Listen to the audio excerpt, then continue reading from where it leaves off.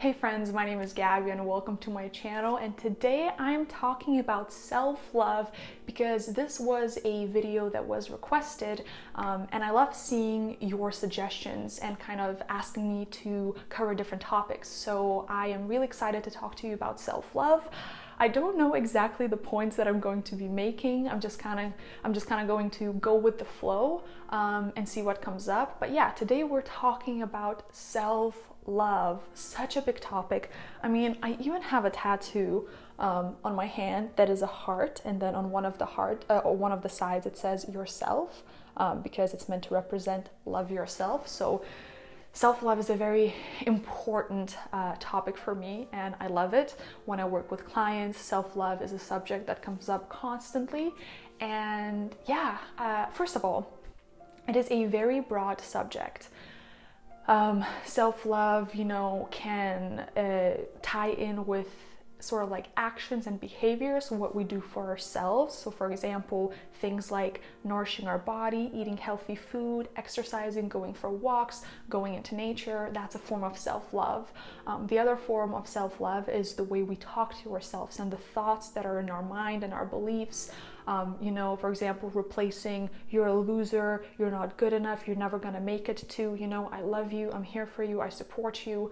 Another form of self-love is the paths that we choose to take in life, right? So for example, if you are in a job that you really don't like and your heart is pulling towards something else, a part of self-love is, deciding for yourself, okay, do I want to keep myself in this sort of really hostile, unhealthy, toxic environment where I feel like a part of my soul is dying every single day?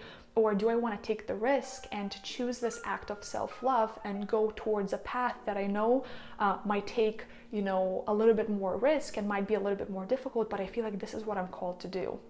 Another part of self-love is the way we interact with other people and our relationships. Our relationships are a huge part of our lives. I mean, relationships are basically our life. And in the last 4 or 5 months, I've been reading so many books about relationships, communication, sexuality, kind of like the way we behave in relationships, because it's such a fascinating topic, but most of us are faced with people on a daily basis, whether it's strangers, co-workers, or family, even the relationship that we have with ourselves, with our loved ones, our partner. It's very, very important. So an aspect of self-love also comes into relationships. The way we behave with other people also shows us how we behave with ourselves. A lot of the times, somebody that is very critical of their own selves is going to be critical very much of other people. If we are being, very harsh towards other people, if we're criticizing other people very much, it usually shows the way we view ourselves. Because if you are very comfortable about who you are, if you accept yourself just the way you are, if you love who you are as a person and you feel confident in who you are, you're most likely not going to judge another person and say, oh, who is she to do that? Who is he to go after their dreams? And all these kind of like comments. So how we interact with other people shows us a great deal about our own selves. Other people are mirrors to us. Other people are our greatest teachers because they trigger us, they have different opinions, they have different ways of living, they show us, what we haven't healed in ourselves. Other people are our soul teachers, 100%. Even when it comes to self-love. So I know we're talking about self-love today and I'm kind of covering a lot of different topics, but self-love is such a broad, subject. It's not about just loving your body and liking what you see in the mirror, and it's not about just the way you talk to yourself. Self-love is a daily practice in which you engage not only with yourself, but with other people. So let's start with the mind, right? It's very important what you say to yourself, because your thoughts are going to become beliefs, and those beliefs are going to turn into behaviors. Those behaviors are going to turn into actions, and those actions are going to produce results in one way or another. So if your thoughts are always, you're a loser, you're not good enough, you're never going to make it, it's never going to happen, who you are to, do X, Y, Z, those thoughts are going to turn into beliefs. And your belief might be, you're not good enough, you're a loser, you can't go after your dreams. That belief is going to turn into behavior, things like procrastination, let's say delaying on projects, never taking any risk. If there's a room for improvement or something that might, like a new opportunity that's a little bit scary, you might not take it. And then that's going to produce result that, you're stuck in the same place for a really long time, or that you keep self-sabotaging yourself and kind of like shooting yourself in the foot. So what's happening in our mind and the thoughts that we have is very, very important, because eventually it leads to actions which lead to results or lack of results. So the first thing is that you can't change the way you think without being aware of what you think about. It's like saying, okay, I really want to change my eating habits and I really want to change, my diet, but you're not even aware of what you eat on a daily basis. So the first practice, the first tool that I can give you to kind of begin sifting through what's happening in your mind is start observing it. Just like you would observe, like if you were a bird watcher, right? Let's say you go into the forest. I'm saying bird watcher because there's a park right in front of me and I see all the trees. Let's say you go into the forest and you pick up, these goggles and you're looking at birds and you're looking the way birds behave, what they're doing, you're observing. So begin observing what is happening in your mind. If you go into work and somebody gives you criticism or, kind of like feedback, how do you react? What is the internal monologue that's happening through your mind? Are you saying, you see, I told you you're not good enough, why even try? Observe it. Don't judge yourself. Just see what is happening in your mind. And once you do that for a couple of weeks, from there you can begin changing your internal talk. But most importantly, the greatest act of self-love that you can do for yourself is to begin observing what is happening in your mind and the way you talk about yourself, because eventually that's going to lead to behaviors. So that's the mind, thought, belief aspect of it. Number 2 is body, right? Self-love, I feel like, is a very important topic, especially when it comes to our physical appearance, because, we look at magazines, we look at social media, we look at these, women or men that are super fit, super shredded, like no body fat on them at all, and we compare ourselves with them. So we need to begin changing our beliefs and what we believe about the way we should look physically. For a really long time, I wanted to be a model. I used to watch these like Victoria's Secret fashion shows. I used to train every single day for 2 hours. I worked with a personal trainer. I eat super clean. I had really like shredded abs. I was really thin. I was like a size 2, I think. But I wasn't happy because I was striving for this ideal that wasn't even realistic, but also I was in a lot of resistance and fight with my body. And I think it was in 2016, a year that I've been living in New York already, where I had to stop myself and be like, wait a second, why do I want crazy shredded abs? Like, why do I want to be a size 0? And I couldn't come up with a valid answer. I just felt like that's something that you do, right? You just want to be thin because you get braced for it. The more weight you lose, the more attractive people tell you that you are. And I was like, nah, I'm done with it. Like, I want to work out because it feels good. I want to eat healthy because I want to nourish my body and I want to live a long life, a long, healthy life. But I also want to go out and enjoy my life and have cake. And just like, if I don't want to work out for a week and give my body a break, I want to be able to do it.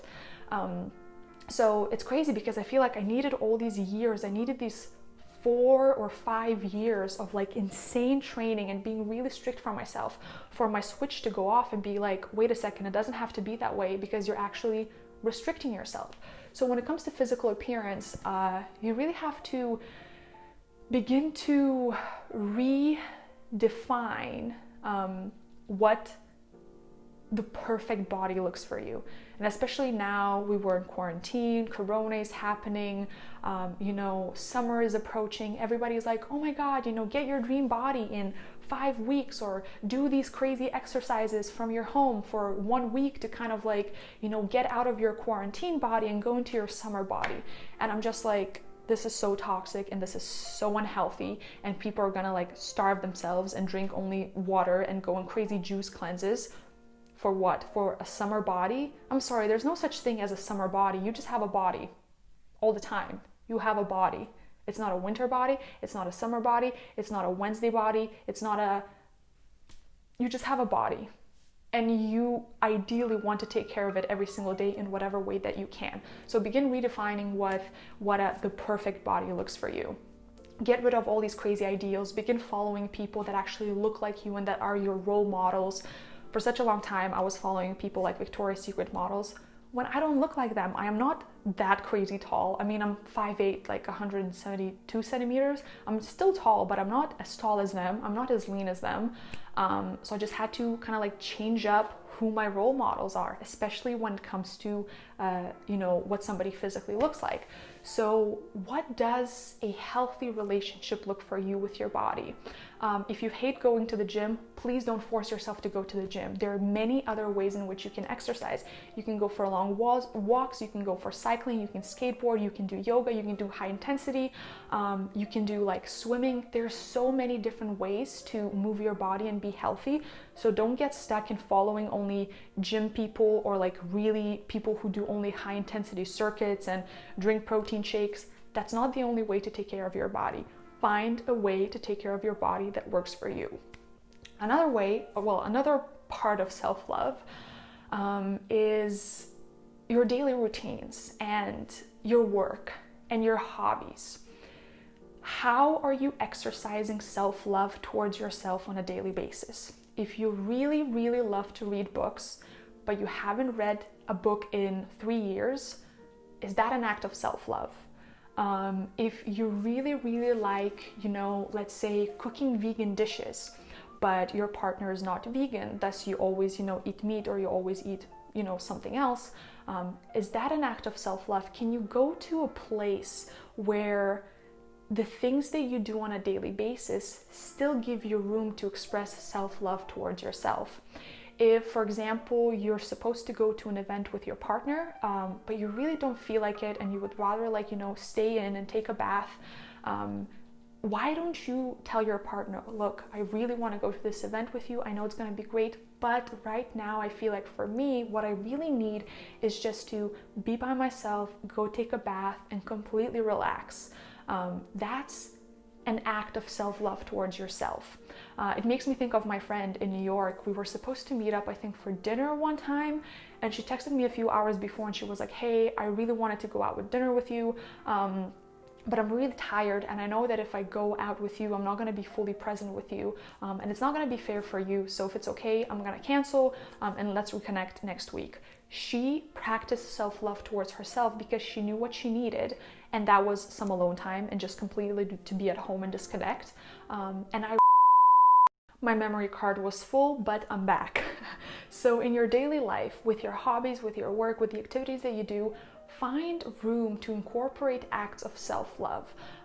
You know, if you really like doing something like a hobby, like painting, make sure you schedule in that time, because if you don't make it a priority, it's not going to happen. So put it in your schedule a couple of times during the day, check in with yourself and ask yourself what it is that I want. What do I feel like I need at this moment? So that's the physical sort of like action part of it as well. Finally, I want to talk about relationships and how I briefly said that the way we are with other people also shows, how much self-love we have for ourselves. If we are very critical of ourselves and we're very harsh towards ourselves, most likely we're going to be very critical and harsh of other people, because if we're unable to accept something within ourselves, we're not going to accept it in other people as well.